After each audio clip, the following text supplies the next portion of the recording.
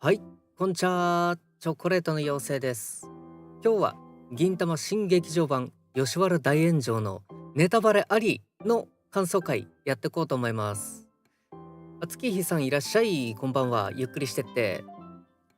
お久しぶりです。私も今日ちょうど見てきました。テスト勉強しながら見させてもらってます。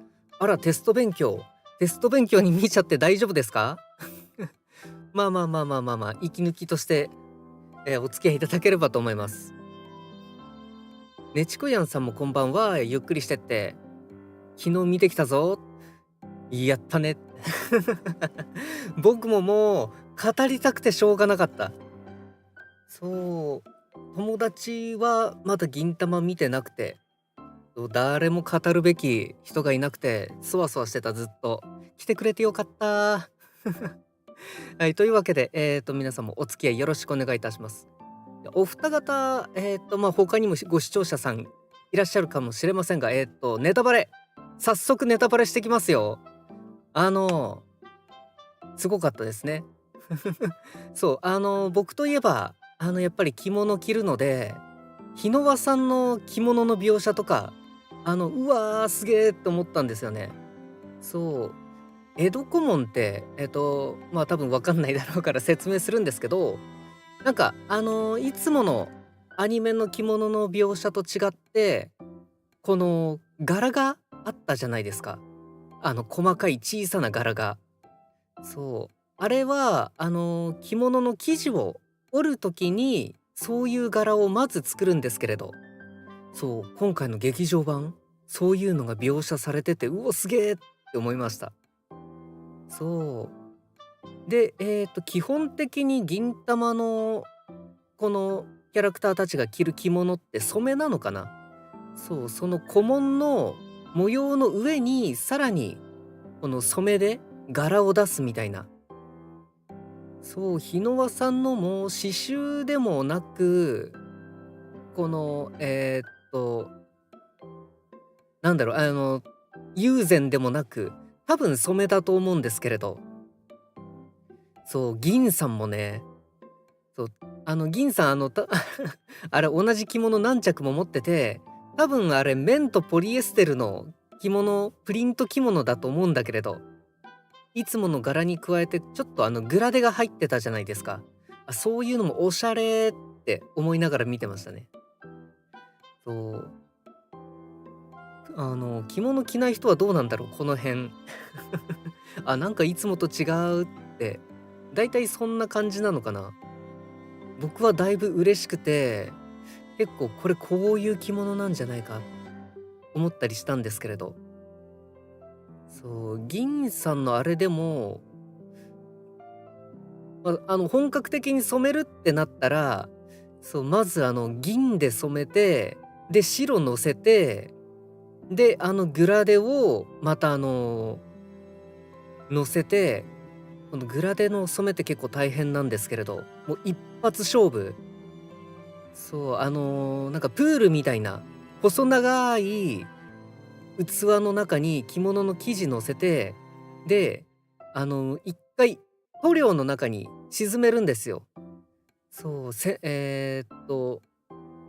剤じゃなくて染めるやつの中に入れて、で、その染めのこの桶の中にさらにこのグラデになる液体をパシャーって入れて、にじませていくんですよね。で、滲んでる間に一気に生地を持ち上げて、そのグラデの柄を入れるっていう、そういう染色法を取るんですけれど、いやー、なんかそういうのやってるって考えると、銀さんも今回の劇場版、すごく高い着物着てたのかなって。多分あれ、綿とポリエステルのプリント印刷着物だと思いますけど、銀さんはさすがに。うん。そう、でも普段着物とか着てると、やっぱそういうところ結構楽しかったですね。あの、結構襦袢着てたり、半襟つけてたりとかでも、見るの面白くて、花魁の人たちって、みんなおしゃれなので当然襦袢着てるし、襦袢にも柄があったし、半襟なんかもカラフルで、可愛かったり、この美人に拍車がかかったりだとか、すごく見応えあって楽しかったんですけれど、この冒頭にセイタくんからお金をせびいてた、この、ヤクザだかチンピラだか、そう、そいつらは襦袢着てなければ反映ももちろんしてない、そういつものシンパチスタイルですね。そう、あれはあれで、また、そう、もう本当に綿の着物で、肌着を兼ねるやつ、本当に軽装、なんかシルクとかそういうおしゃれ着じゃなくて、なんか本当に普段着の着物なんですよね。そう、色も、染めてあるとしても泥染めかな。そう。であったり、帯とかつけてなくて、腰紐だけで、ちょっと太めの腰紐で、セイタくんもそうですけれど、留めてるだけだったり、そういうこの着物の着こなしの部分でも、だいたいどういう人かっていうのが分かって、結構僕は楽しめましたね、その辺。そう。着物の染色までは想像してなかった。そう、今回細かいんですよ、すごく。そう、木曜日に、あの、振り返り同時視聴というか、予習同時視聴もしたんですけれど、そこでも結構みんなおしゃれだよね、着物着てる人。花魁とこの一般人と遊びに来てる交換とかと、見比べても結構わかる。なんだけど、この劇場版、さらにこの解像度高くて、着物への。そう。もうなんかみんな、染めは染めでも、このグラデが入った染めの上に、さらに老血染めっていう、いわゆる高杉さんが着てるような、この柄がパキッと大きく出てる着物。そう、あれって、大体、ローで、高温のローで着色してるんですけれど、そう、そういうの着てる人と、友禅と、また単に、型染めかなって、紙を敷いて、その上にポンポンポンポンポンって、えっと、分かりやすいのなんだろうな、版画するみたいに、ポンポンポンポンポンって色置いてってやる型染めっていうやつ。そう、それとの違いとかも、見る人が見れば結構分かってて、そう、楽しかった。いやいやいやいやいや。ちょっと冒頭分かりにくい話しちゃったんですけれど、そう、この後、吉原の雰囲気っていうのが今回すごくて、なんか邦画みたいでしたよね、まるで。そう、パンフレットの監督トークによると、この後ろから、キャラクターの後ろからライティングを当てて、そういう雰囲気にしてるそうなんですけれど、そう、吉原が今回全部 3DCG で作ってたらしいですね。そう、もう10年以上前、花咲くいろはっていうアニメでも、その、水銀荘じゃなくて、旅館全部 CG で作ってたんですけれど、そういうところもあり、あとポケモンとかも、そう、この年々 3D のこの背景の質っていうの上がってきたなって。で、パンフレット読むまで僕も気づかなくて、ところどころ、ここは 3D だろうなっていうのはあったんですけれど、全編 3D だって気づかなくて、うわー、すげえって思いましたね。なんかやっぱライティングとか、雰囲気の出し方すごく上手かったんでしょうね、あれは。そう。あとね、薬屋の独り言とか、そう、そんなもんだから、やたらぐるんぐるん動かしてたんですよね、アングル。そう。このつくよさんの登場シーンとか、あれすごかったですよね。下からつくよさんを見上げるアングルで、つくよさんの顔から、この足の方に回り込むアングルって、そう、CG のとこ一回も気づけなかったかも。やっぱそれだけできいいんですよね。もう興奮してきた。僕もアニメ畑の人間だったので。そう。で、つくよさんのその登場シーンも、めちゃめちゃすごくて、逆になんかそのつくよさん 3DCG じゃなかったのかよっていう、手書きでこれやったのかすごいなって。なかなかないですよ、ああいうの見れるの、今時。全部 CG でやりますからね、最近は。もう絵が綺麗で有名な京都アニメーションさんとか絶対やりませんもん、あんなの。そう。サンライズさん、もう全盛期のロボットをグリングリン手書きで動かしてった頃のサンライズさんのこの面影というか、そういうの感じましたね。そう、歴史というか、このサンライズといえば三次元的に動かすアニメーションみたいな。いやちょっと嬉しかったな、あれ見た時。ね。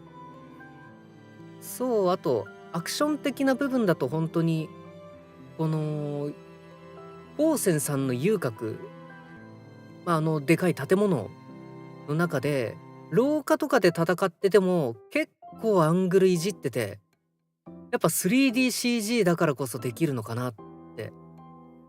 そう、また別のアニメの話しちゃうんですけれど、アニメになってないんだけれど、四つ葉とっていう、有名な漫画あるじゃないですか。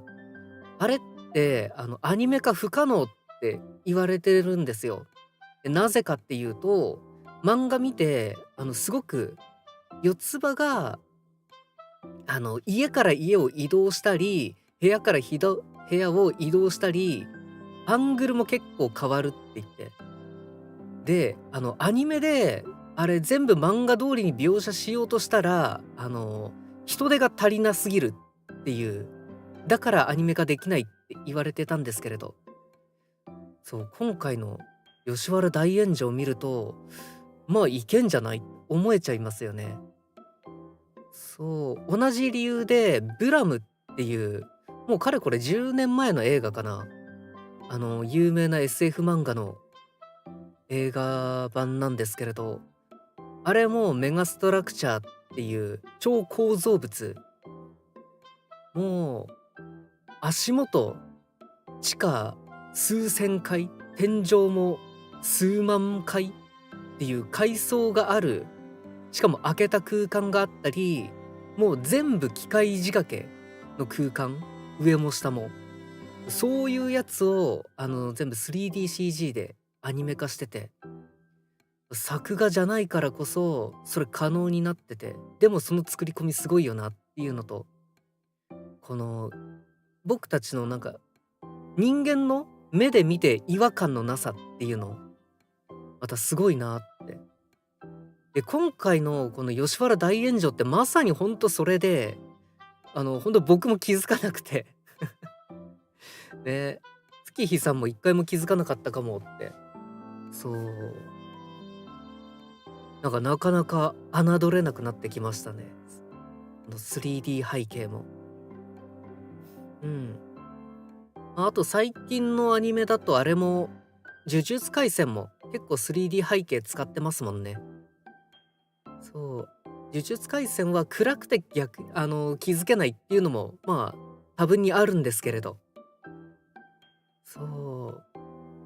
結構だから、この銀魂の表現の一つとして今回 3D 背景でグリングリン、アングル動かしてケレン味出してたんだけれど、またなんかサンライズさんが初で、サンライズさんではないのかな、この背景作ったの。そう、いろんなアニメに期待できますよねって。うん。そういう関係ない、銀魂とあんまり関係ないところでもちょっと興奮してしまったりなどしました、僕は。そう。なんかアニメの映画化って一つの技術革新を兼ねてるっていうのが昔から結構あって、それこそ特に東映さんの春のアニメフェアとか昔やってたじゃないですか。あれとかがやっぱりアニメ業界のこの技術進歩の礎になってたり、そう、この技術を土台にじゃあアニメどんどん面白くしていきましょうみたいなね。そう、もうほんと具体例で言うと、2人はプリキュアってプリキュアの初代のやつオープニングの最初の方、あれすごかったでしょ。この上から俯瞰してプリキュア2人の後ろ姿を捉えて、こうアングルを下げつつ2人に回り込む。ちょっと三次元的に考えてみてください。2人立ってるんですよ。1人じゃなくて。で、背景込みでぐるって回ってくるっていう。これ、手書きでやるの凄まじい技量が必要なんですよ。そう、いわゆるこの紙作画っていうやつ。そうで、なんだろうな、ニコニコ動画とかでよく言われるような紙作画とはもう次元が違くて、これ。そう、あの、い自分で絵描いてみれば、すぐ分かりますよ。そう、この、やっぱそういう劇場アニメを経て、このテレビシリーズのアニメに技術がこの継承されていくって、今回の銀魂のこの絵作りとか、そう見て、やっぱこれからのアニメってもうこんなすごくなってくのかな、ワクワクしますね。あ、そうそうそうそう、銀魂、もうなんか今回の映画も冒頭で鬼滅の刃出てきたじゃないですか。そう、まさにこの鬼滅の刃ってそうですよね。あれも 3D、3D 背景使ってグリングリン動かして、で、エフェクトもすごくて。そう。だからもう、鬼滅の刃レベルのクオリティってのが、もうそのうち当たり前になってくる。そう。現にやってますからね。そう。作画崩壊してるとこが少なかったから、そこも含めて神作画だったんだと。うん。鬼滅パロはやってくれると信じてた。うん。銀さんも、かぐらちゃんも声優さんで出てますからね。新八は出てなかったけど。なんか銀魂ならではですよね、そういうパロディ。ジャンプ作品だからまあええかってなりますけど。うん。でもほんとなんか流行りに便乗してくのがやっぱ銀魂っぽかったり、そう、舞台挨拶でもね、そう、舞台挨拶は今公式で YouTube にも上がってるんで、舞台挨拶の話しちゃいますけれど、あれでもね、杉田さんがすごーくもうパロネタぶち込みまくって話してましたもんね。なんか銀魂っていうこのパロディに寛容な、なんだろうな、メディア、そう、もう一つのメディアですよね。そう、それにつけ込んで駆け込んで、そう、もういろいろやりたい放題してましたね。劇中でも結構パロディありましたよね。めっちゃわかりやすかったのだと、もう大立ち回り終わって、このエピローグに入ったあたりからとか、キャッツアイのパネルとかあったり、そう、銀魂ファイナルの得点がソラチが、書いたカツラポスカだったんですよね。ほえー、ポスカポスカが得点だったんだ。全然全然把握してない。なんかググったら出てくんのかな、後で調べてみます。うん、ファイナルもそっか、映画だったんですもんね。あ、桂じゃない、柱。あ失礼いたしました。柱。ああ、そうだったの。得点でパロってたんだ。でもなんか聞いた気がするな。なんか得点で遊んでるっていう噂は聞いた気がします。じゃ、ちょっと友達か弟は見てないかな。ちょっと聞いてみますね。うん。そうね、あと、そらち先生ご自身が結構このパロディというか、横のつながり結構フットワーク軽いんでしょうね。パンフレットのそらち先生のインタビューでも、ね、そこの名前出していいんみたいなコメントでしたもんね。そう。だからなんか銀魂、劇場版だからって別にかしこまったりせずに、なんかいつも通りのテンション感でやってくれて、嬉しかったり、楽しかったり、おいおいってなったり、いろいろなんかちょっとこの、ポジティブな感情で振り回されましたね。そう、分かるから余計楽しくて、で、分かんなくても、なんか普通に流せるテイストになってて、この辺のさじ加減ほんと絶妙だったんじゃないかなって。そう、多分分かんなかった人も気にならないような描写だったと思うんですよね。これもうほんとさじ加減、テレビ版だと、ああ、これなんかのパロなんだろうなって、ちょっと引っかかったんですよね。正直。そう、何のパロなんだろう。そう、でも今回のやつって、多分パロディがさりげなさすぎて、あるいは有名すぎて、そう、簡単に気づいてもらえるか、そもそもパロディってわからないか、そういう仕込み方してたと思うんですよね。うん。最初の映画泥棒のところなんかあるかなってちょっと期待してた。あー前回ありましたもんね。前回なのか？あれは。そう、僕の3週前にやった同時視聴ではありましたもんね。そっかそっか。前例があるとみんなそこで身構えるんだ。全然なんか僕は気にしてなかった。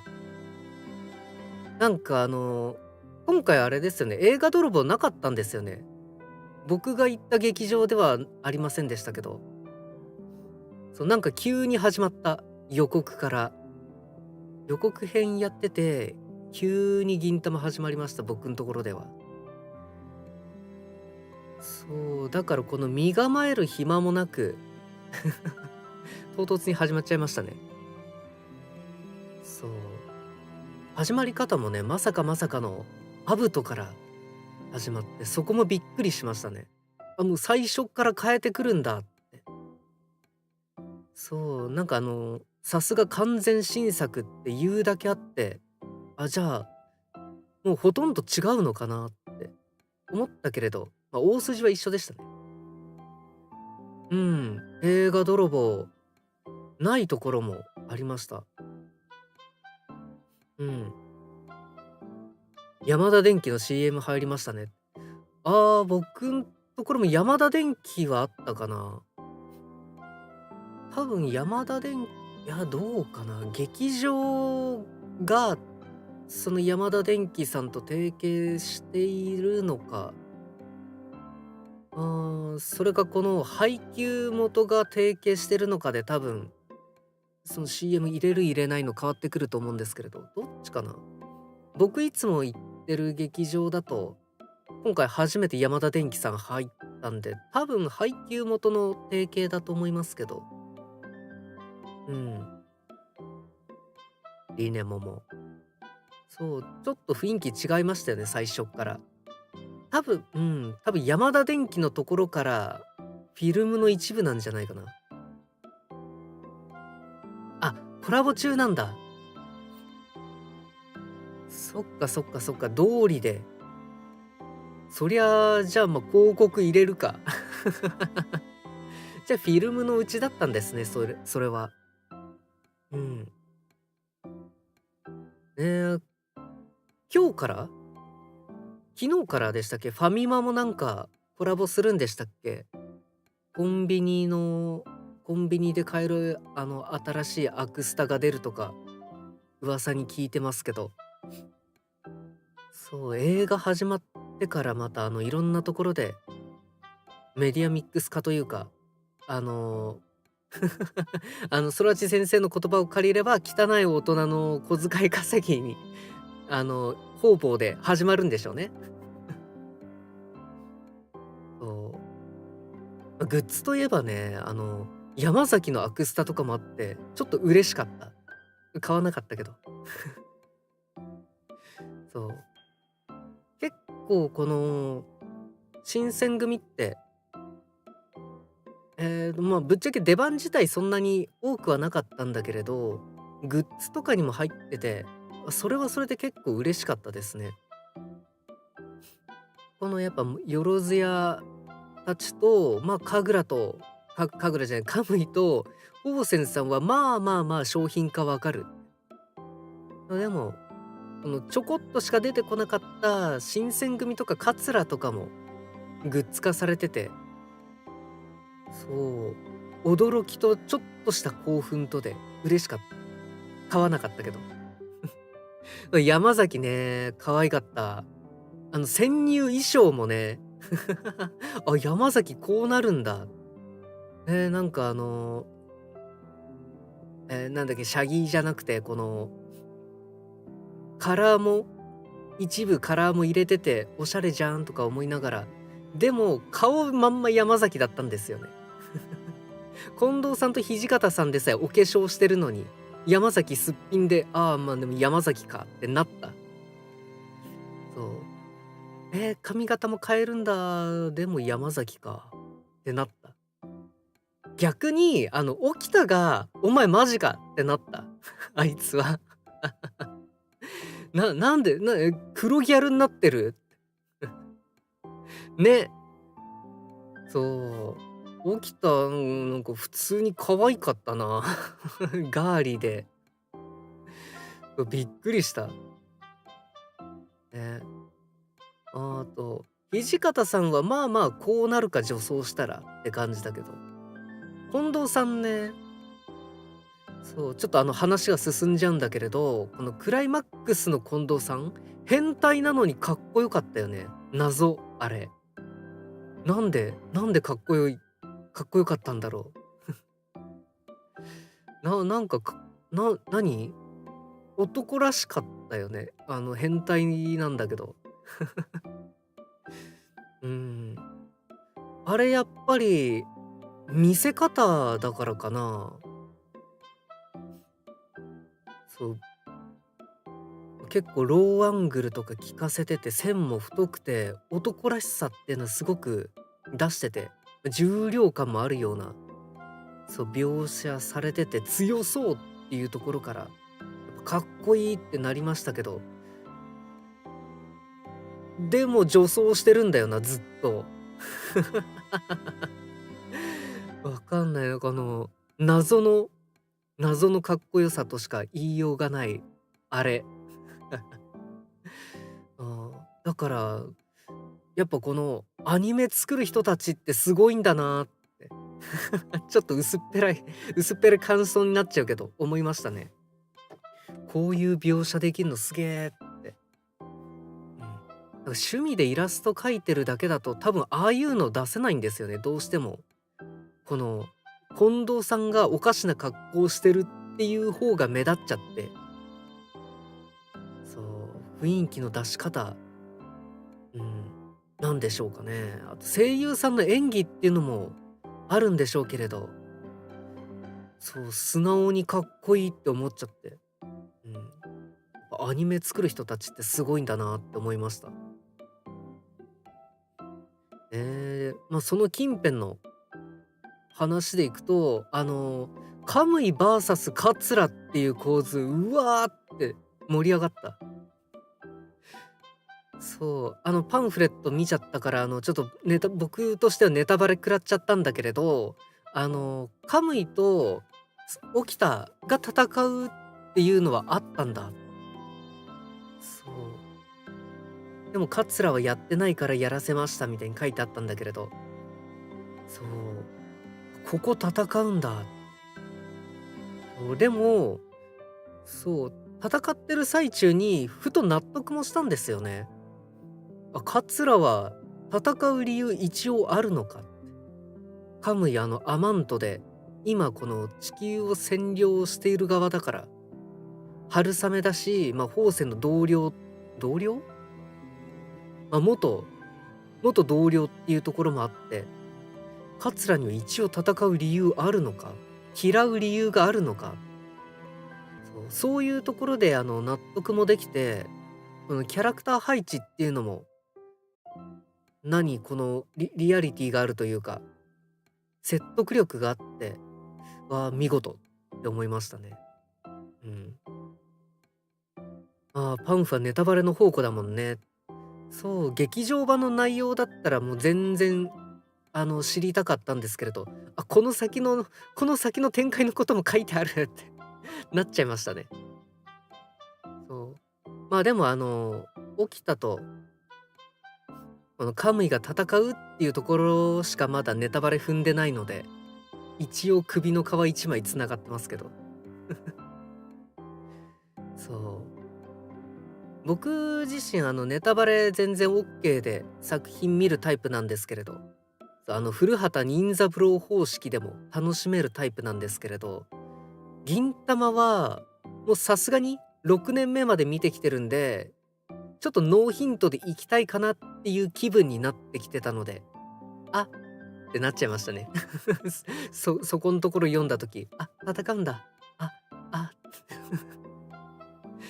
ただ、やっぱこういう性分だから、じゃあどういう状況で戦うんだろう、どういうシチュエーションで、どういう事件があった時にここぶつかるのみたいな、ワクワクもしてますね。そう、なんで別にネガティブな気分にはなってなかったです。そう、ポジティブな気分が勝って、ま、これはこれで良かったのかな、ネタバレ踏んじゃってもって感じでしたね。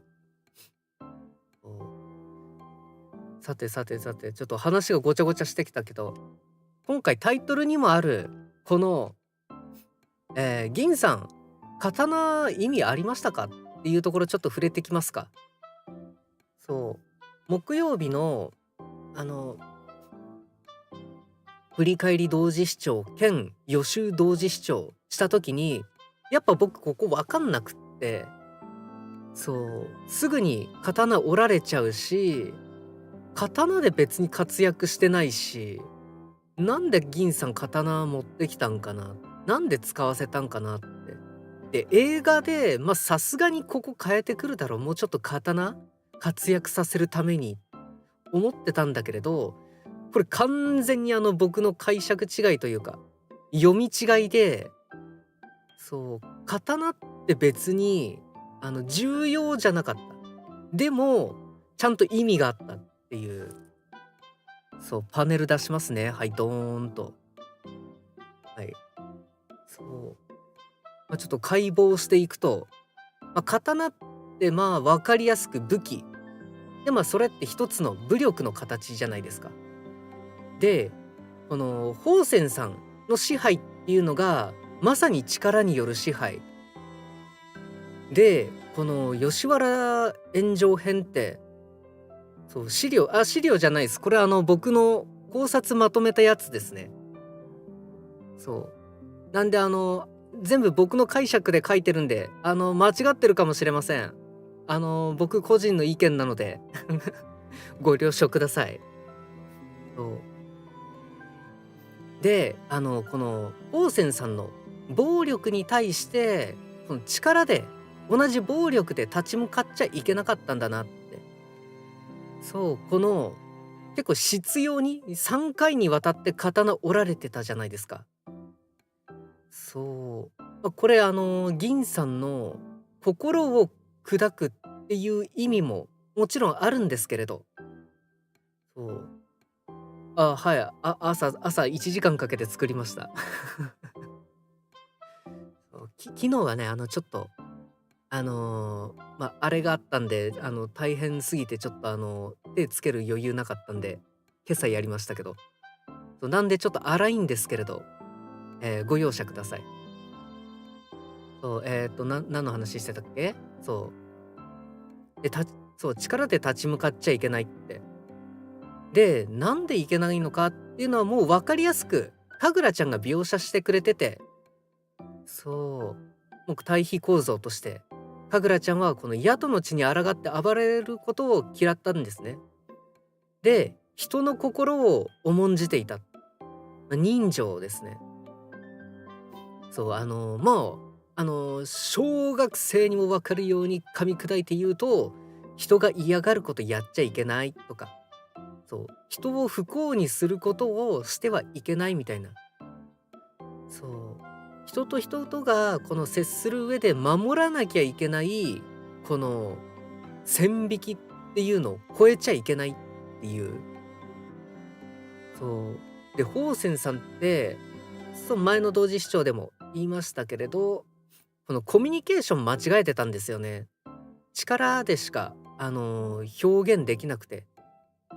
だからこのみんな、その力の前で何にも言えなかったり、押し黙っちゃって、文句も言えなかったり、それってコミュニケーションじゃないじゃんって。そう。銀さんもこの宝泉さんを説得する、屈服させるために力で立ち向かっちゃいけなかったんですよね。そう。宝泉さんの、いわゆる強大な力を倒すのは、力ではなく人の心。で、銀さんはこれを種火って言ってたんですよね。で、この種火っていう言葉を銀さんが使う直前に、この新選組たちがちょっと話前後しちゃうんですけれど、麻薬に火をつけて、そう、燃え上がって、そう、吉原大炎上して、これがもう本当テレビ版と違う演出で、すごく分かりやすくしてくれてましたね。で、僕もやっとここで気づきました。そう。あ、大炎上ってそういうことだったんだ。この人の力を燃え上がらせることだったんだ。奮起することを大炎上って言ってたんだ。そう、吉原炎上編って、つまりこの力ない人たちが団結して声を上げることで暴君を倒す。それを吉原大炎上って言ってたんだ。ここでやっと気づきました。そう。あったじゃないですか。銀八先生のお便り。吉原炎上編って結局何が炎上したんですかって。で、銀八先生、押し黙っちゃって、ペッって、はがき捨てちゃったけれど、多分その捨てちゃった理由って、空知先生、伝わらなかったことがちょっと悔しかったんでしょうね。そう。これはなんか空知先生の描写不足とかそういうわけではなく、僕たちが表面しか見ていなかったのがいけなかったんだ。そう。確かにアニメで見た時より物事の原因とかが分かりやすかった。ね。そう。で、ちょっと暴論になっちゃうんだけれど、新選組たちを登場させた意味ってこれなのかなって。そう、もちろん分かりやすくファンサービスっていうのもあるんだけれど、この吉原が燃える必然性というか、こういう事件が裏で起きてたから、火の手が上がったんですよっていう。で、この制作側の意図としては、この火が上がることによって、この炎上編の意味を分かりやすくするっていう、うん、都合って言っちゃうとちょっとあれですけど。でも結果、やっぱ僕たち、どういうことなのかな、すごく分かりやすかったですよね、この吉原大炎上。銀さんもこの炎上してから種火っていう言葉を発して、で、今まさにこの宝泉さんと戦ってるこの広間も火に包まれつつある。そう。宝泉さんを囲ってるのは、百花。そう。新八とかくらちゃんはまだ、駆けつけてないけれど、そう。みんな、奮起している。そういう構図で、ああ、こういうことだったんだって。そう、めっちゃわかりやすくなってましたね、これ。うん。で、そう、だから、ほんとこの宝泉さんを倒すのに、この暴力って本当にいらなくて、そう、団結する人たちの、心でねじ伏せるではないけれど、納得してもらうっていう。まあ、表面上そうではなかったんですけれどね、もうこの続いて下に書いてある通り、あの結局宝泉さんは銀さんの刀で倒したじゃんって。刀と太陽ね。そう。まあまあまあ、でも、そう、日野羽さんの回想だとか、そういうのもあり、宝泉さんって何が不満だったのかなとか、なんでこんなんなっちゃったのかなとか、説明があったから、そう、結局そう、銀さんたちじゃ宝泉さんのこと救えなくて、日野羽さんしか宝泉さんのこと分かってあげられなくて、そう、みんながこの宝泉さんに対して反骨心、うん、あなたのやってること私たち嫌ですって意思表示をして、で、この宝泉さん、倒れた時に日野羽さんがこの声をかけてくれて、そう、あなたってほんとバカみたいな。人ってのはそうじゃないのに、どうして気づけなかったのみたいな。結構この辺も、アニメと映画とで違くて、だいぶこの、映画だと、日野羽さんの主張結構強めだったんだけれど、あんまり宝泉さんに寄り添ってくれてないなって気はしたんだけれど、そう。でも、この宝泉さんの味方をあまりしないことによって、やっぱ何が炎上してたのかなって、これも分かりやすくしてたんじゃないでしょうか。うん。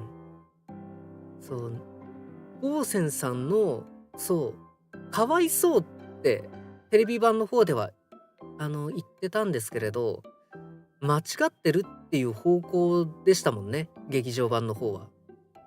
で、なんで間違ってるのかっていう、そう、説明だけにとどめてて、そう、なかなか宝泉さん的にはかわいそうだったんですけれど、つまり、こういうことや、感じでしたね。そう、ねえ。よいしょよいしょよいしょい。ようこらしょ。こここが見やすいかな。よいしょ、一応置いときます。よいしょ。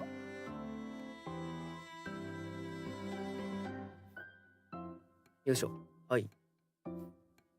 というわけで、この刀意味あったっていうのは、結論、この宝泉さんとバチバチやり合う、この、武器は暴力ではなく、心での訴えかけ。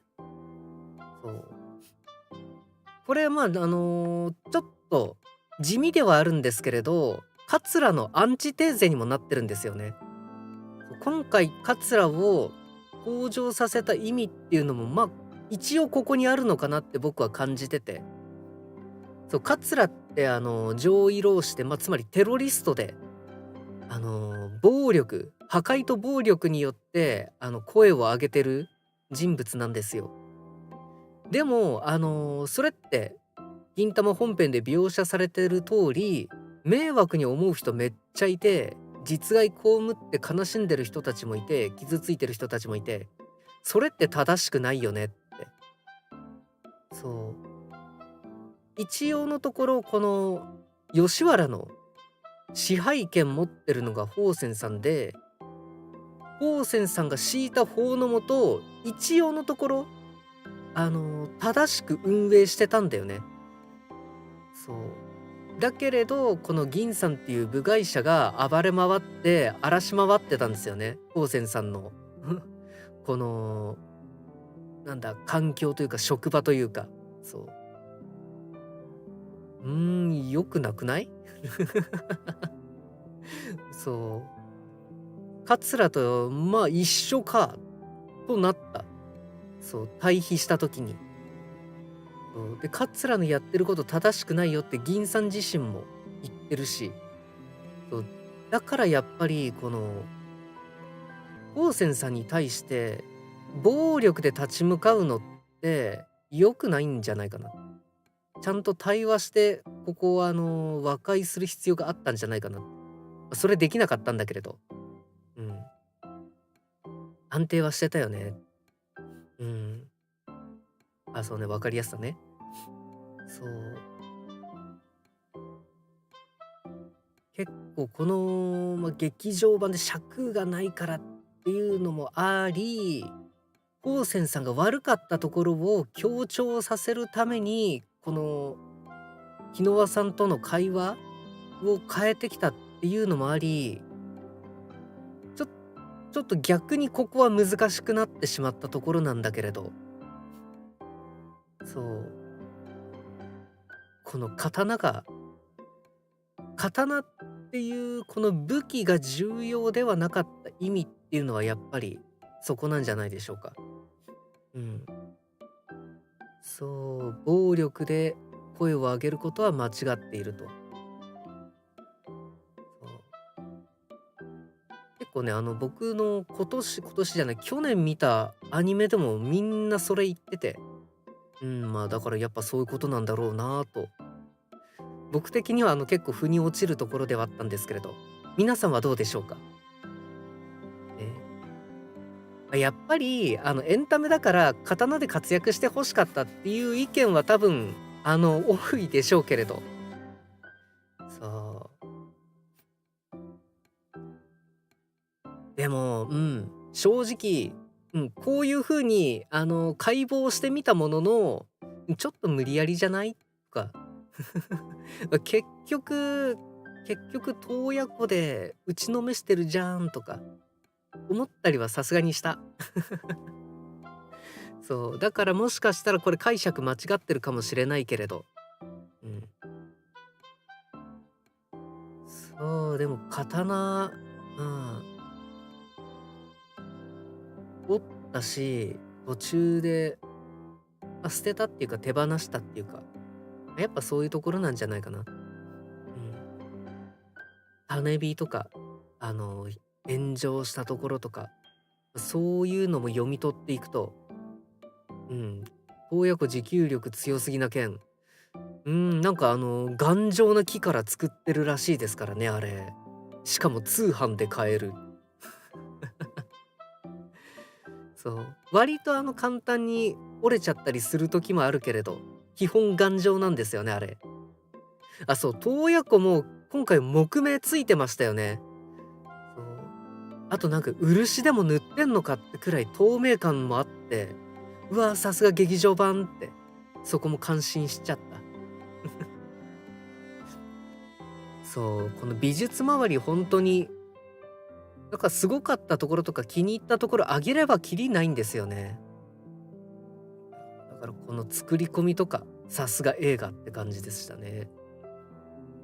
どうして野党の傘に木刀が耐えられるんですか？地球の木材じゃないからじゃないでしょうか。だって野党の傘だって地球のものじゃないでしょう、あれ。金属より硬い木があってもいいと思います。ドラクエとかファンタジーものではあるあるなんで。うん。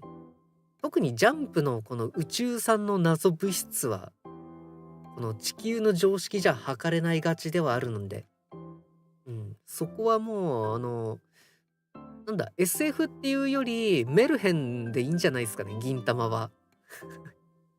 結構むちゃくちゃやってるんで。うん。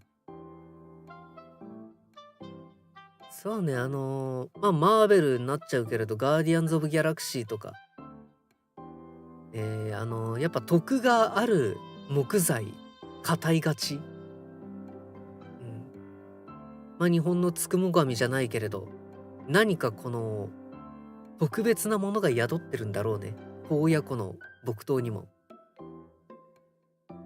もうガチガチ SF 的に考えるんだったら、この密度が桁違いに、濃いとかね。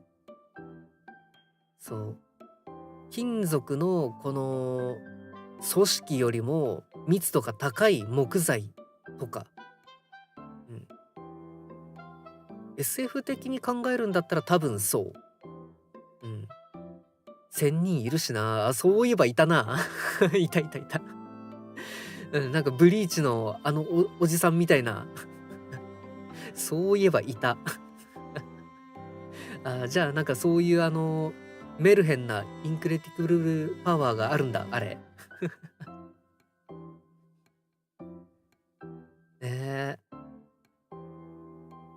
となんだそう、そうね、冒頭たくさんキャラクター出てきたの嬉しかったですよね。僕の推し長谷川さんも、一般通過長谷川さんとして3秒くらい、セリフもなく窓の外通過するだけとか、そう、黒ごまとか、後ろの席にいましたよね。黒ごまカツオ。で、あと旗王子とかおつーちゃんとか、結構いろんなキャラ見れましたよね。タカチンいたっけ？タカチンは多分いなかったけど。ね、カツオね。すすごい目立ってましたよね。さすがに。そう、だからなんかその辺の、なんかサブキャラ好きな人たちにとっても嬉しい演出ですね、あれ。ね、おつーちゃん。ね、放送コードがなんぼのもんじゃいとかも流れてましたもんね、途中。あ、ジュウベイもいたんだ。そう。結構舞台挨拶でも監督さんお話ししてましたけど、いろいろ仕込んでたそうです。まだ1周目じゃ気づけなかった部分たくさんありましたけど、僕は。ね、放送コードがなんぼのもんじゃいね、流れてましたね。あれはなんかびっくりしたっていうのもあり、嬉しいっていう気持ちもあり、なんかやっぱこの、銀魂っていろいろ仕込めるのが、この特徴みたいなところあるんで、このなんだろう、僕たちの知ってるもの詰め込んでくれるんだったら、それだけでも嬉しい。全部プラスになっちゃうみたいなところがあって、楽しかったですよね。そう。なんかね、でも、旗王子も結構目立ってたな。もうなんかあったらとりあえず旗王子入れとけみたいな。あいつもね、やっぱ好きではないけれど、いたらおもろいよねっていう枠でいてくれてちょっと嬉しかった。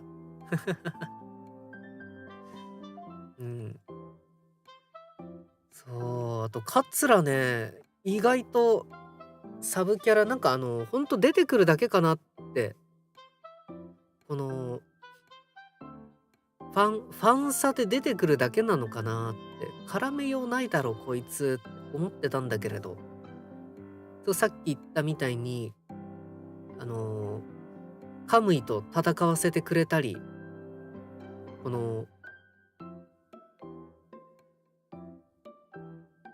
なんだ僕の解釈だと、この銀さんたちのアンチテーゼとして、桂のポジションがあったりだとか、そう、あとこの近藤さんとの掛け合いとかね、面白かったですよね。フルーツポンチ侍以来の、この2人のちょっと仲のいいパート。そう。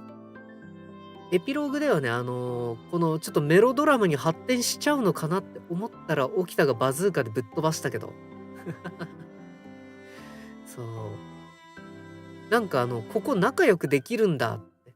ちょっと意外でもあり、まあこのお互い、面が割れてないところだったら共闘できるのもまあエモくていいよねっていう。そう。桂 VS カムイには、これ飲んでんだ。アガザ VS 煉獄さんを期待したところがある。あー、なるほどね。確かに。声優さん的に。あー、そういうところでも、あ、なるほどね。あ、ほんとこれあれだ。わかる人にはわかるけど、わかんない人にもちゃんと意味が通るっていうやつ。ね。そう、僕はこの上位老子 VS アマントっていう立ち位置で見てたけど、そういうパロディネタでもあったんだ。へえ、面白。ああ、これ気づけた人気持ちよかっただろうな。今僕気持ちよくなってますもん。なるほど。赤座と煉獄さんでもあったか。確かに。そうね、冒頭で鬼滅の刃のパロディやってたもんね。ああ、なんか前振りというか準備体操というか、伏線というか、ヒントヒント出してくれてたんだ。でも気づけなかった。面白。そうね。そう、銀魂ね、結構声優ネタもやってたのにもかかわらず気づけなかった。やられたな、これは。うん。このもうサブキャラの活躍も、山崎はやっぱり地味だったんだけれど、そう、ま、でも縁の下の力持ち的なことやってるなっていうのが分かる程度の描写もしてくれて、で、山崎ファンとしては結構嬉しかったですね。そう、土方さんは、ま、いつも通り、本当に期待を裏切らない、ちょっとクールで、でも変なこともする。で、この状況のまとめ役、今何が起きてるかって分かりやすく説明してくれるキャラクター、そう、だったり、そう、でも、戦ったらちゃんと普通に強いっていう。で、沖田も、一瞬このド S の顔するんだけれど、すぐに表情切り替えて、バーチクソ強いいつもの沖田を発揮するっていう。すごくこの、タイトに、でも僕たちの満足のいく描写、連続で入れてくれて、新選組のこの活躍シーンっていうのすごく楽しかったですね、見てて。そう、ザキはガソリン撒いた時が好きだった。ね、灯油じゃねえのかよって。ガソリンかよって。びっくりした、あれ。あ、灯油で燃やすんかって思ってたらガソリンとか言い出して、ガソリンってなりましたもんね。下にまだ近藤さんと日野輪さんいるんだけど、ガソリンってなりましたもん。そら炎上するわ。ああ。新選組っていつもこうよね。すごく過激なんだから。手加減とか、火加減、火加減全然しないんだから。ね、その、サブキャラも、もう終盤、もうほんと終盤で、本来、長谷川さんいなかったけれど、清太くんが店番するおもちゃ屋で長谷川さんセリフあったりだとか、あそこ嬉しかったな。そう、長谷川さん推しとしては。あ、あれ、長谷川さん出てきた。あ、セリフがあるって。もうさすがに興奮しましたよ。もう、いい感じで、いい雰囲気で終わりに差し掛かって、そう、オチじゃないけれど、この、和ませてくれるシーンで長谷川さんが活躍してくれて。で、しかもこの、やっぱ、人間として器の小さいことしてたんですよね。このおもちゃに難癖つけて、返金求めるっていう子供相手に。そう。ま、でもちゃんと不良品だったのかな。ね。でもなんかあの辺も、ちょっとピーヨン少なかった気がする。そう。テレビ版よりもはっきり劇場版だからこそ、なんか物言えたのかな。本当に言っちゃいけないところだけピーヨンさせてて、でもそれギャグのテンポ感で、ギャグとしてのピーヨン入れるんだったらここっていうタイミングでそれ差し込んでて、結構その辺の改良も塩梅が良かったんじゃないでしょうか。うん。で、やっぱそのピーヨンのところもそうなんだけれど、アニメ版テレビシリーズの方だと、もっと結構言ってたと思ったんだよね。そう、だから本当に冒頭のセイタくんのこの10万円10万円も入ってなかっただろうとかのくだりとかも、そう、なんでこんなことしてるのかっていう説明のくだりとか、すごくタイトになってましたもんね。ようやくめちゃくちゃうまかった。うん。おもちゃ屋もね、同じで、不要な部分全部省いて、もうこういうことやってるって分かればいいくらい、でも、めっちゃ火力高いっていう、ギャグの火力が高く作られてて、そう、なんだろう、この要約力すごって思いました。で、この尺を縮めた上で、桂のこの性癖開示が始まったりだとか、なんか、劇場版まで来て人妻好きっていうところ描写してくるんだ。噛みました。失礼。そう。ちょっとね、僕の滑舌があんまり上手くないっていうのもあり、今日も昼間お仕事してたんで疲れてるっていうのもあり、そう、噛みました。そう。桂ね、なんか、じっくり描写してましたよね、意外にも。人妻フェチになるきっかけとか、そこいるって思ったけれど、そう、でも、まさかそれを近藤さんに繋げてくるとは思わなかった。あれ発想すごくない？そう。あの時の君ってなって、メロドラマに展開すんのここ。どうなんだろう、この、銀魂本編でもそういう雰囲気になることあるのかな？そう。結構この、お互い顔を見てなければつかず離れずっていう距離感あったりするんだけれど、近藤さんと桂。で、なんだっけ、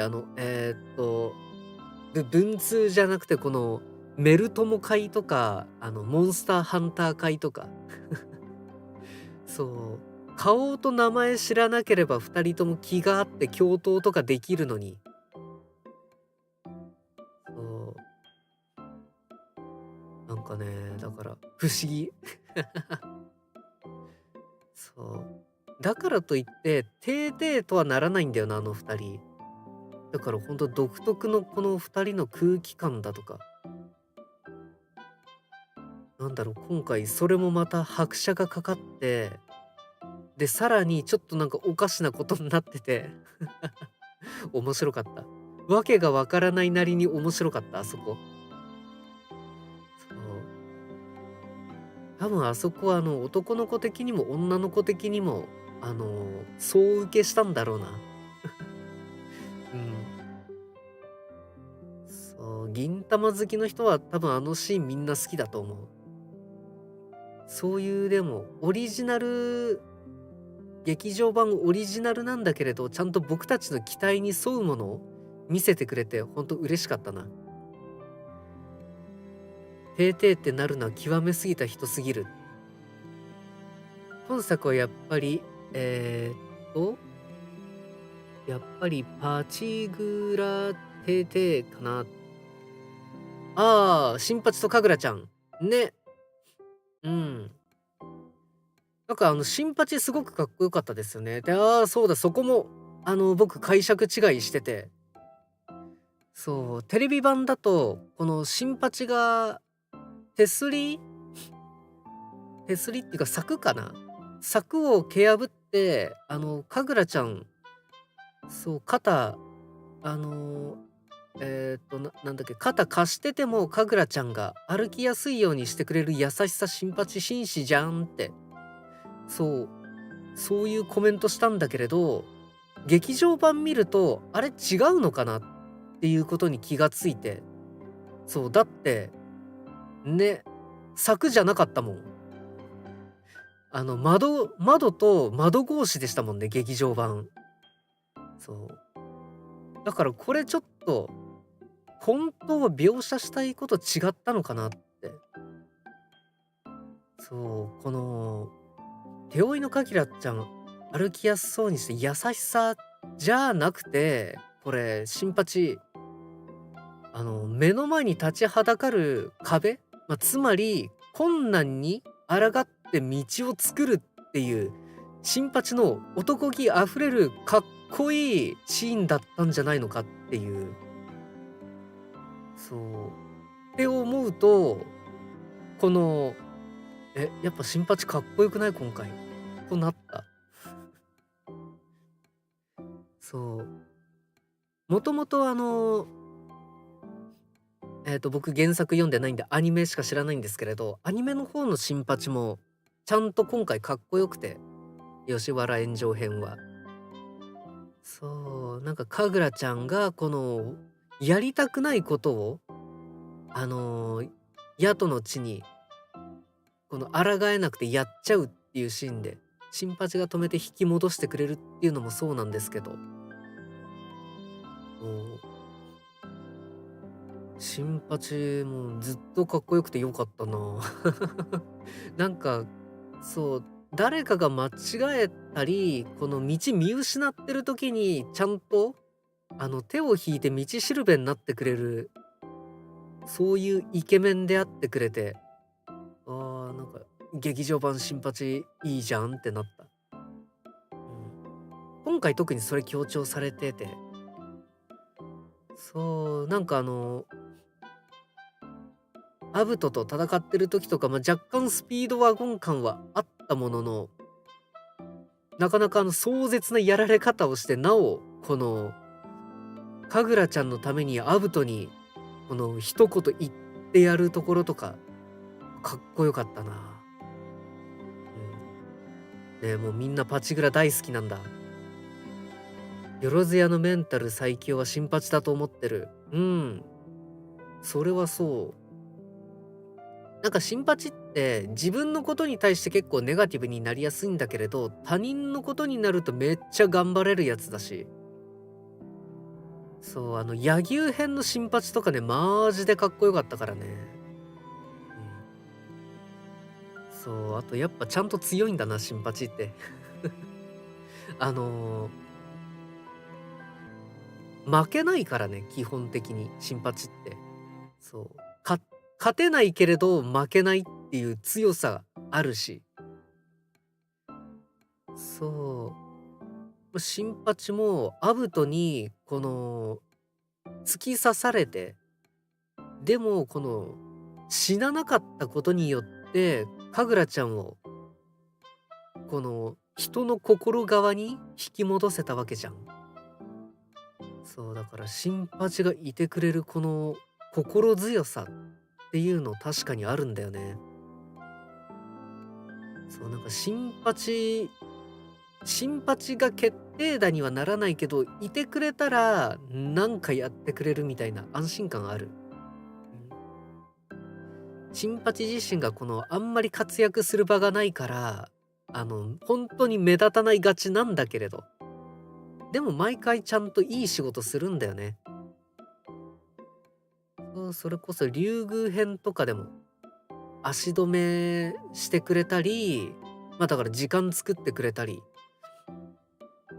そう、乙姫様をこの瓦礫の中から助けてくれたりだとか、そう、なかなかこの新八情けないところもちろんあるんだけど、ちゃんと男として書かれてて、やっぱそこ僕も素直にかっこいいなって毎回思いますね。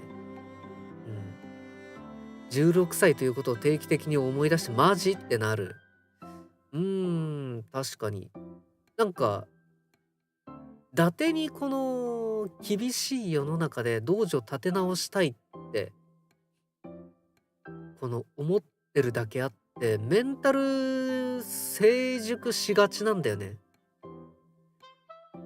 なんかこの、なんだろう、男の子的なこのセンシティブな部分に関しては、マジでめっちゃ弱いんだけれど、童貞云々のところとかね。そうめっちゃ過敏でウィークポイントなんだけれど、でもやっぱメンタリティすごく成熟してるなっていうのは毎回感じますね、新八。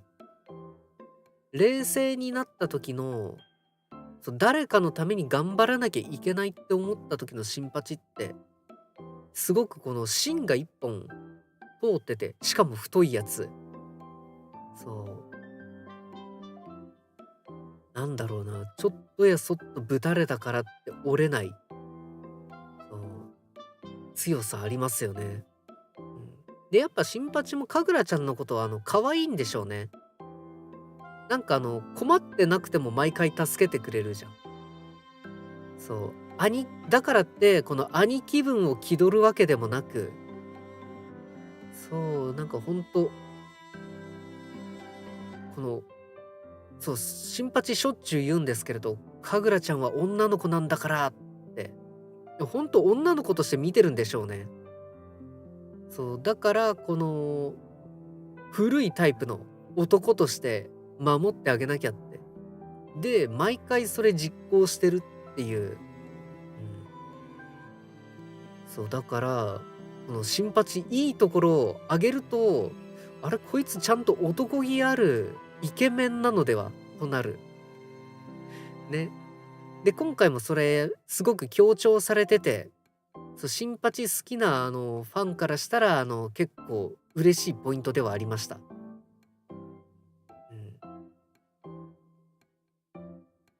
そうね、このやられ方、話変わるんだけれど、そう、やられ方っていうと、このかぐらちゃんがこのアブトに、なんだろうな、攻撃畳みかけるシーンとか、銀さんが宝泉さんにこの重い一撃入れるシーンとか、なんかすごくけれんみありましたよね。かぐらちゃんなんてこの部屋を変えて飛び回ったりだとか、格闘ゲームの必殺技かなっていうくらい。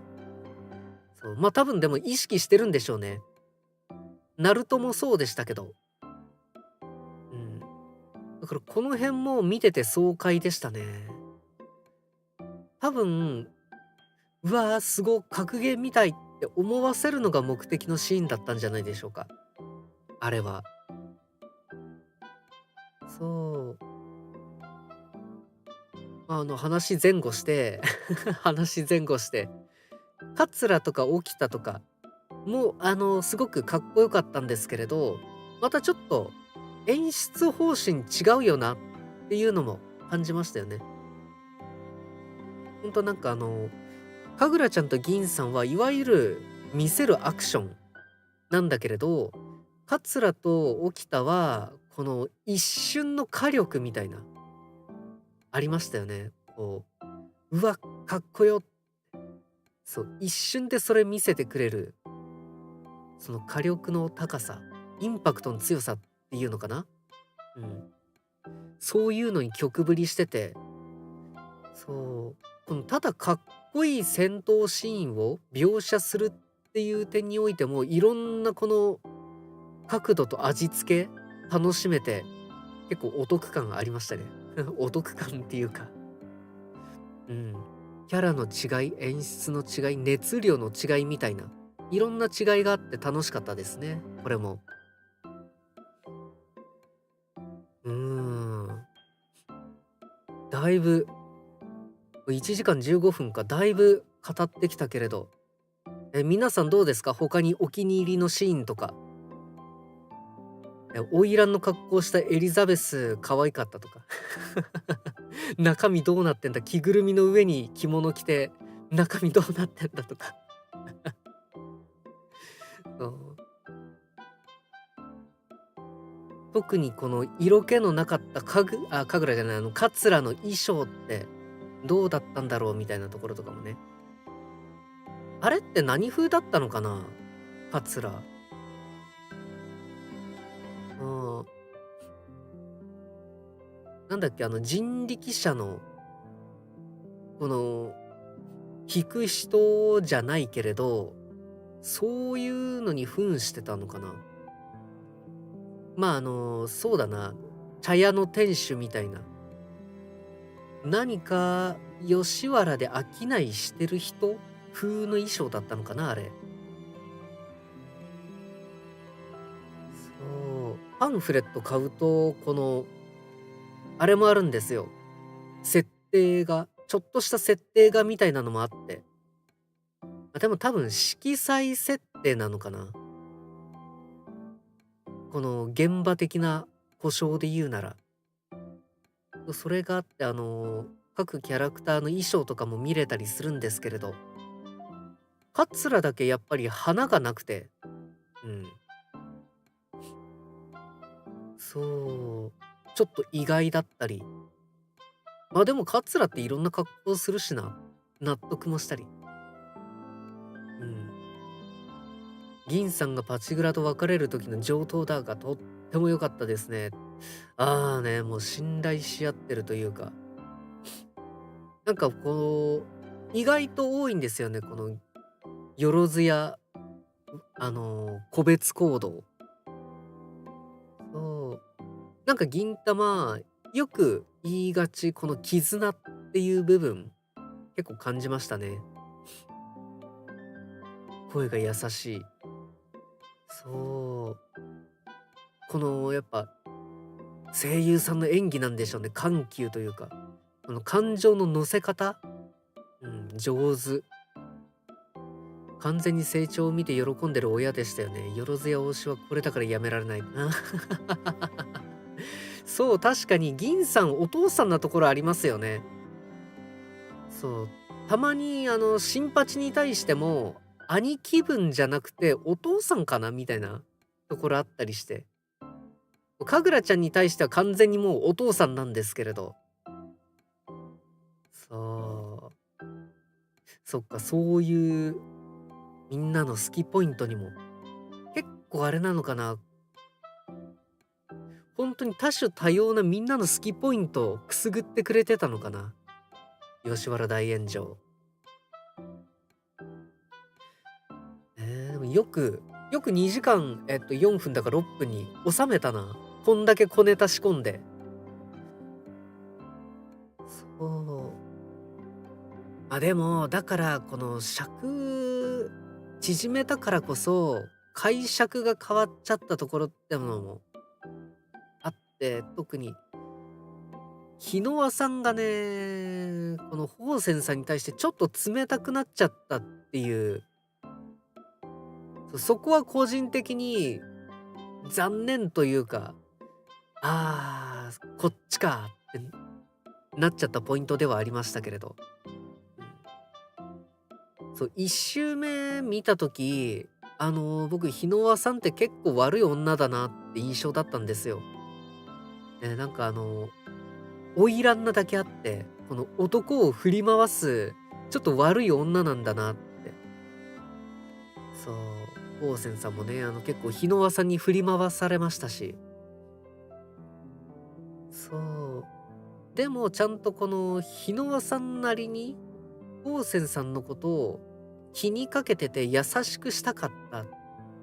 でも宝泉さんにそれが伝わらなくて、ヤトだから、ヤトの感覚では、この日野輪さんの優しさの正体がわからなくて、それが優しさってわからなくて、この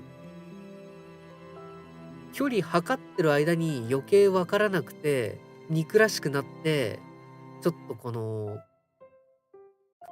悲しい決別というか、敵対してしまった。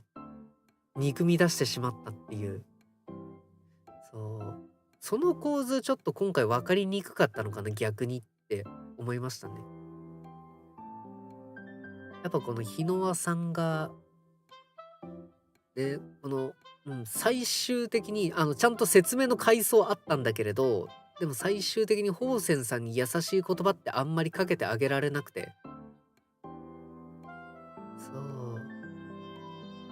っていうとね、この日野輪さんが太陽を遮るシーンとか、もう日野輪さんが顔面でもう分かりやすく、日の輪という太陽が、宝泉さんが苦手な太陽を遮るっていうちょっとエモいシーンだったんだけれど、今回番傘に変わってましたもんね。そう。こうなっちゃったのかって個人的にやっぱり、そう、日の輪さんが遮るからエモかったんじゃないんかい、とはなった。そう。結構引っかかった人いるんじゃないかな、ここは。うん。そう、でもなんかまた、来週も行くとしたら、また解釈変わるかもしれないけれど、うん、この劇場版ならではの、この演出の効果だとか、まだ拾えてない部分に気づいた時に解釈変わるかもしれないけれど、うん、そう。だから、まあ、こう、なんかテレビ版と、この感じるところ、熱量だとか、印象だとか、そう、ちゃんと変わってるのが、この完全新作って、銘打ってる心の意味なのかなって。そう。なんだろう、やっぱだからそういう風に言ってるからこそ、あえて違う解釈を僕たちに課してるのかなっていう気もしました。うん。日野輪さん、オーセンさんに対してラストシーンこうだったらどうですかみたいな。うん。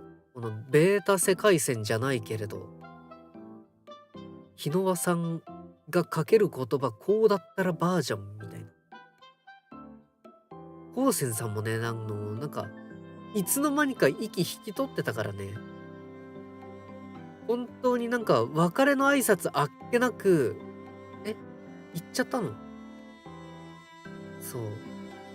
なんかもうフェードアウトしてましたもんね。こう、劇的な言葉とか感情とか発するのでもなく、静かに息を引き取って、そう。本当ホーセンさんの最後、あまりにも静かで、実感ないっていうのかな、ああいうの。うん。え、本当に本当に行っちゃったの？みたいな。そう。なんだろう、少し寂しかった。うん、気づいあ、もう死んでるんだって気づいた時に。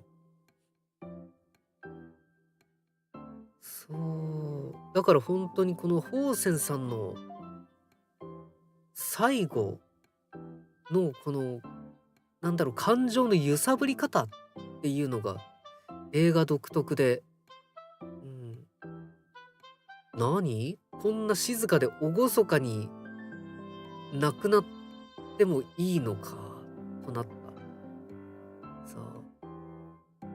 なんかテレビ版のホーセンさんだと、この後悔だとか、認める気持ちだとか、日野輪さんへの愛情とか、つぶやきながら、言ったと思ったんだけれど、そういうのがなく、ほんと潔いっていうか、日野輪さんの言葉に満足して静かに言ったみたいな感じになってて、そう、なるほど、完全新作となった。全く今の話題に関係ないんですけれど、銀さんがホーセンさんに女を用意してやろうかって言われてわからなかったけど、その返答で、鎖につながれた女に酒をつながれても美味しくないって言って最後に鎖から解放された日の輪さんに酒をつかれてうめえって言ってるのは震えたし、かっこいいと思いました。ね、そこすごくわかりやすくなってましたね。そう。結構そう、銀魂、最初の方とか、中盤とか、割と分かりやすい伏線をセリフで置いといてくれて、最後に回収するって多いがちなんですけれど、今回やっぱそのシーンがすごく綺麗で、印象づきも良かったですよね。銀さんのこの、杉田さんの演技も、すごくこの、うーん、臨場感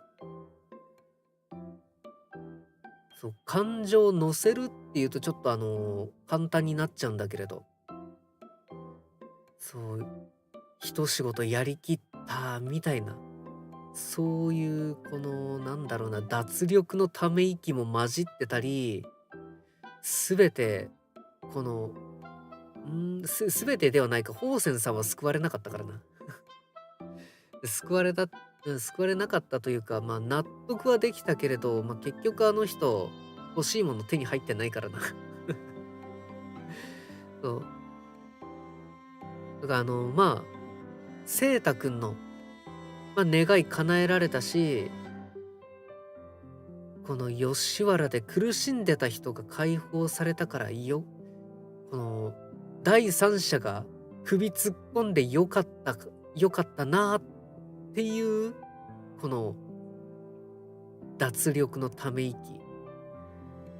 みたいなものが混じってて、そうなんだろう、キャラクターの心情の臨場感、わかりにくいけどそういうの声優さんの演技で乗ってて、めちゃくちゃこの解像度というか良かったですよね。空気感の解像度というか、情緒の人間の心の、そう今やっと腰を落ち着けられましたみたいな。そうここでやっと脱力できます、肩の力抜けます、うめえそういう何お風呂に浸かった直後のため息みたいなわかるかな。そういうタイプのうめえでしたよね。うん。そうテレビ版だとこの音響的にもこの演技の解像度って多分僕たちに届けるのに、力不足だったけれど、やっぱ劇場版ならではなんですよね。この演技をこのレベルで出力できるっていうのが、例えが分かりやすいけど面白い。ありがとうございます。そう、そうね、そう劇場版でやる価値ってのはやっぱそこにもあるのかな。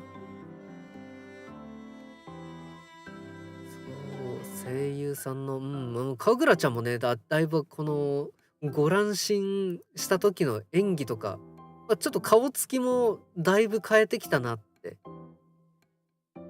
よりこのその顔つきに関してはよりちょっとおどろおどろとしたこの化け物感出してましたけれど。そう。結構この背景ちょっと真っ白ではないんだけれど、この陰影の強弱、コントラスト出てて、より不気味みたいな。そう、テレビ版でもそういうのを出力できないわけではないけれど、でも、やっぱ今までこの邦画チックなライティングで描写してたからこそ、この絵作りがこのシーンでマッチしたっていうのはあると思うんですよね。うん。多分テレビ版であのシーンだけ差し替えてやってみると、かなり違和感あると思う。そう、だからこのキャラクターを魅力的に描写する舞台をまず整えるっていう意味でも、劇場版でなきゃこの出力できないこの背景だったり、キャラクターのこの動き、動作の描写だったり、そういうのが積み重なってあのシーンがより魅力的に描写されたんじゃないでしょうか。そう。なんだっけな。あ、ガンダムだ。そう。1年の365日は、366日目のたった1日のためにあるみたいな。そう。一つの瞬間火力、だからかぐらちゃんがこの大暴れするシーンのために、この今までいろいろ背景とかこだわって作ってました。みたいな。そう。あそこで最大火力を出すための説得力、うん。もう最初のシーンから作り込んでますみたいな。そういうところもあるんだろうな。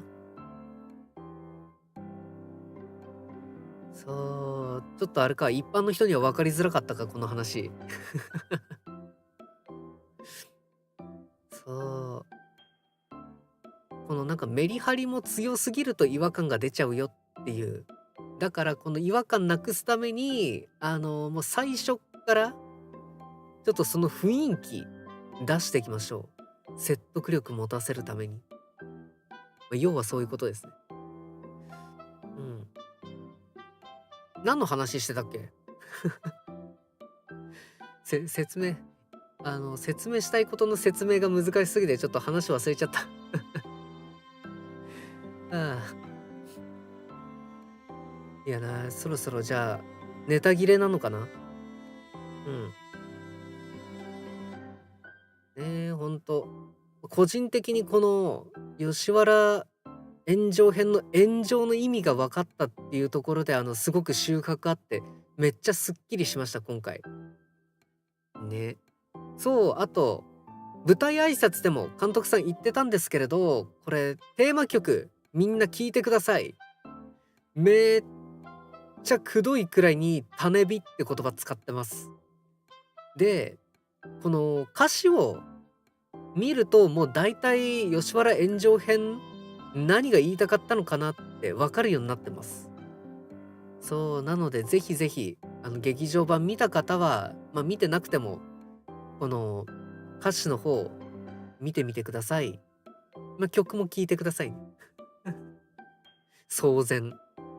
あ、違う、三千。そう三千っていう曲です。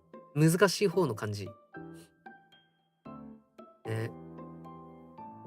そう、じゃあ、最後に、話しますか。うん、いい曲でござった。かっこよかったですよね、すごく。銀魂らしいバンドミュージックでもあり、でもこの、なんかラップみたいな、この同じ音を繰り返す小気味良さっていうのもあって、すごく乗りやすい曲でしたね。うん。そう、あれ、なんともう前情報なしで出てきた、このエンディングが終わった後にあった C パート、ね、なんと C パート、万歳と高杉さんが出てきたっていう。うわー、衝撃すごかった、僕。ね。えーって、そう。エンディングこの終わったところでちょうどキャスト名出てきて、えってなって、もう、えって驚いた次には万歳出てきて、万歳出てきたら高杉さん出てきて、高杉さんめっちゃ動くやん。そう。アニメーションとして、吉原大炎上編一番動いてたんじゃない？高杉さん。そう。ね。祭りはこれからだ。そう。じゃあ劇場版次もあるんですか？みたいな期待ももちろんあるんだけれど、高杉さんまだこっからなんかやってくれるのかっていう期待と、ごめん、生足最高だった。わかる。ちょっとセクシーが過ぎすぎて、むしろエッチだったよね。高杉さん。色気すごかった。そう、高杉さんのシーンなんかもう全部すごかった。ワンシーンなんだけど、このワンシーンに高杉さんの魅力が詰め込みすぎてて、で、高杉さんの、素敵なオリジナルスマイルもあり、妖艶な。いやー、満足しちゃったな。ラストシーン。ね。完璧なファンサでしたね、あれ。うん、映画全部持ってきましたよね。わかる。もうなんか、すごかったもん。衝撃と満足度。そう。冷静に、どこに力入れとんねんって感じなんだけれど、本編に関係ないし。でも、満足度桁違いだった、あのシーン。え白夜叉降臨編を映画でやってくれって。あ、そういうのがあるんだ。銀さんが、あの頃銀さんが戻ってくるみたいなのあるのかな。うん。そう、じゃあその白夜叉降臨編の意味がわかるまで僕はお楽しみにしておきます。それなー、めっちゃ盛り上がってる。でもやるんじゃないですかね。この、やる気なんじゃないですか、サンライズさん。そう。なんかパンフレット見ると、ここからだみたいな雰囲気あるんですよね。そう、20年の節目に指導みたいな。なんて書いてあったかな、ちょっと。よいしょ。そう。結構この次回作を匂わせるような文言で書かれてたんですよね。えーっと、ペラペラペラと。どこにあったかな。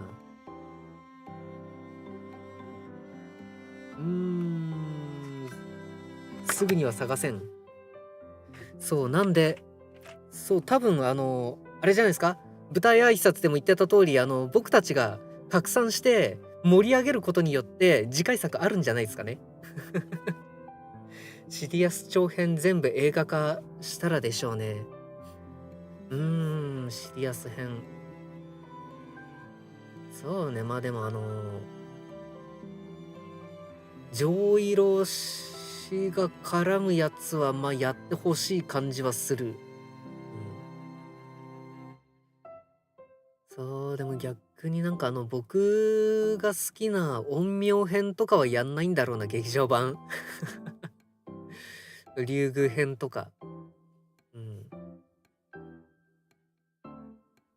そう、あれはなってるんですよね。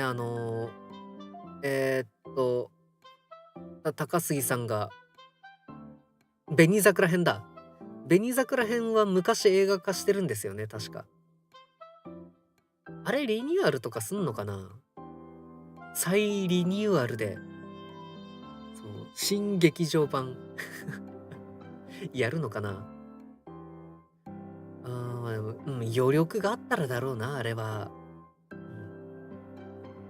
ん、でもそう、なんか、ちょっと高杉さんが絡む系のやつは、新劇場版やったりするんじゃないでしょうか。それこそ新選組動乱編とか、あれはやってもいいんじゃない。白夜叉降臨編が出てきたのは第209話。いつまでもあると思うの親の金と若さと部屋とワイシャツと私とあなたのアニメ銀玉です。総集編なのですが、この話の中で劇場版嘘よく、あれね。あれか。白夜叉降誕が放送され、結果的にやるやる詐欺になりました。知恵袋からのコピペなのですが、白夜叉降臨編はこんな感じです。あれね。なんか、新八のあれだとなんか新八が魔女っ子になっちゃったあれね。高杉さんが永遠に同じセリフ言い続けるあれね。確かに。そう。あれ確か僕もなんか、銀魂最終回ってこんな感じになるのかなくらいのテンション感で見てたけど。あそういうテンション感、オリジナルでいいからちょっと作ってほしいね。どうなったらこうなるんだっていうのはまああるんだけれど。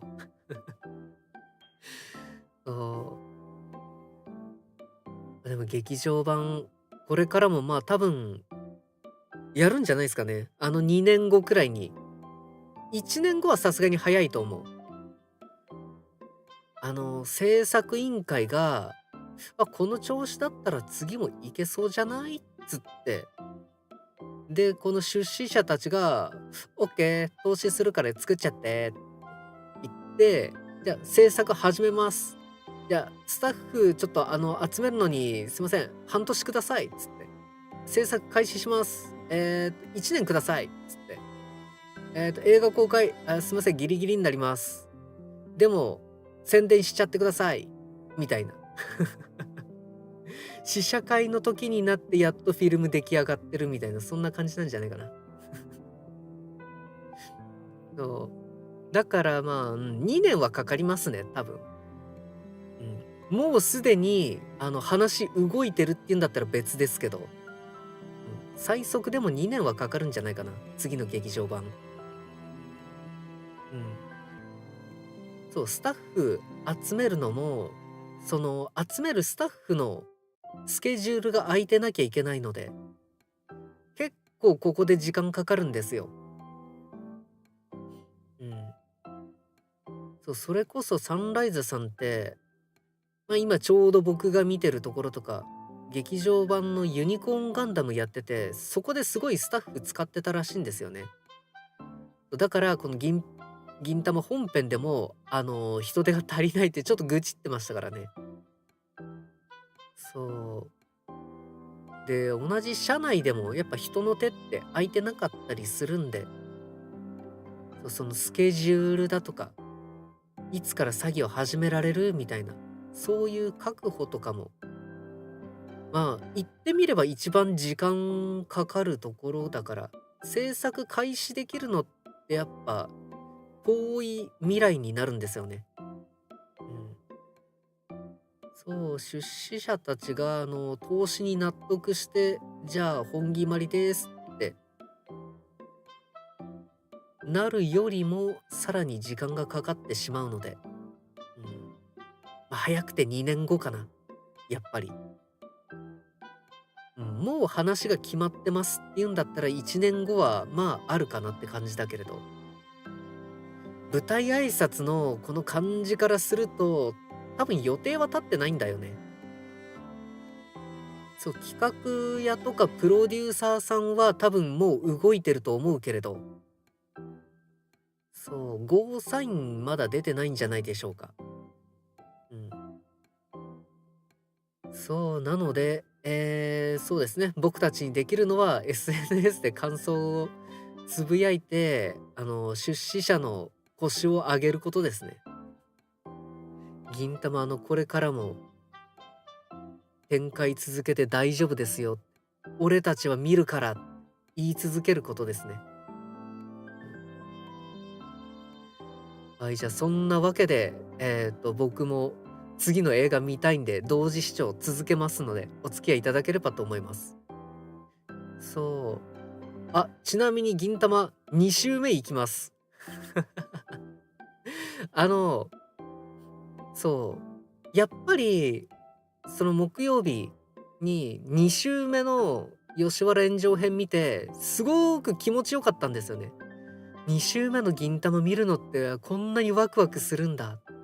知ってるからこそこんななんか楽しいんだ。感動したんで。で、今回もこの新劇場版で変わったところ込みで、すごく面白くて楽しくて、で、見てる時ずっとワクワクしてたんで、そう、僕もなんか、ね、コメントで参加してくれる人たちも、みんな2週目だろうから、で、僕にこの補足とか解説とかしてくれて、やっぱ楽しんでるから、2週目、3週目見てる人もワクワクしながら見てるだろうから、羨ましいって思ってたんですよね。そう。だからこの僕も銀魂2周目ってどんな気持ちなんだろうなっていうのをちょっと味わいたくて。そう、銀魂知ってる中でもう一回見たいっていう今気持ちでいるので、そう、銀魂このファイナルまで、見た後も2周目行きます。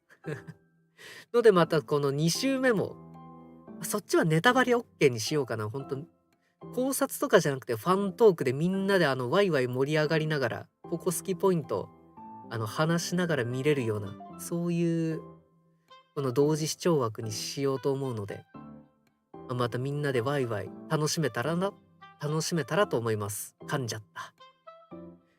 はい。というわけで、今後の銀魂展開も楽しみですね。はい。じゃあ、この枠も終わっていきましょう。まとめ方下手くそ。はい。じゃあ、いつもの、えーと、僕の、感想、ツッコミ今回なかったけれど、考察とか面白かったなと思った方は、チャンネル登録、高評価よろしくお願いいたします。私もテスト終わったら2週目見に行きます。2週目ね。今度月間がもらえるんでしたっけ、入場特典。正直欲しいよな。正直欲しいよな。弟か友達、弟はあんまりこの特典に執着しないタイプだから、弟にこの2週間目行ってもらって特典もらうっていうのもありっちゃあり。そう、見ても、お金的な問題は別にないんだけれど、僕見ても。でもちょっと、この、連日金曜日、時間空かなくて、ちょっと、うん、できないこと、やりたくてもできないことがちょっと溜まってるので、どうしようかなって感じです。行きたいけどね。得点欲しいけどね。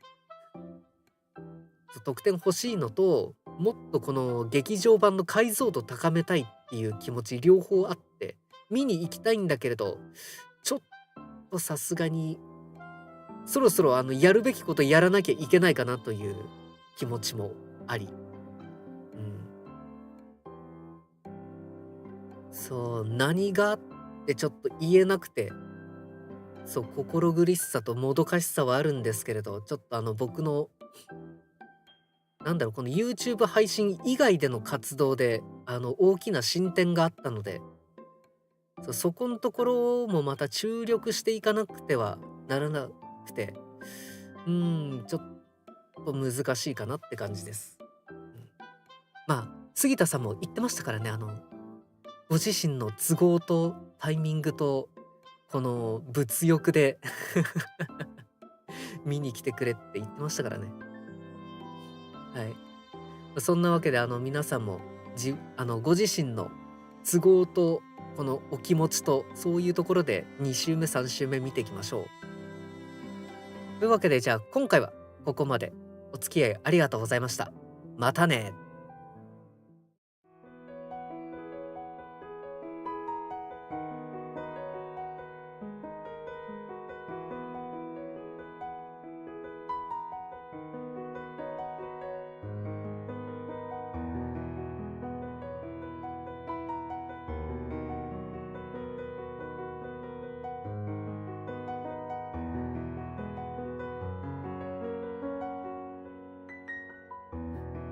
おつチョコです。ありがとうございます。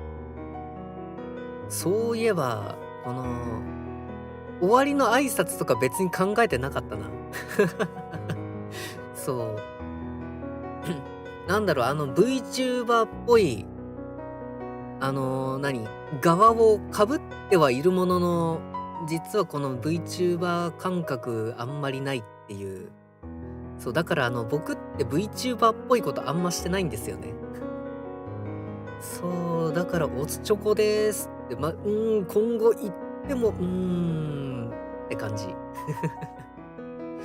そう、どうかな、ちょっと自分で言って恥ずかしくなっちゃわないかな。うん。抵抗というか不安があります。でもリスナーさんが言ってくれる分には全然、むしろありがとうございますね。盛り上げてくださって。でもおつチョコですか。ちょっと検討します。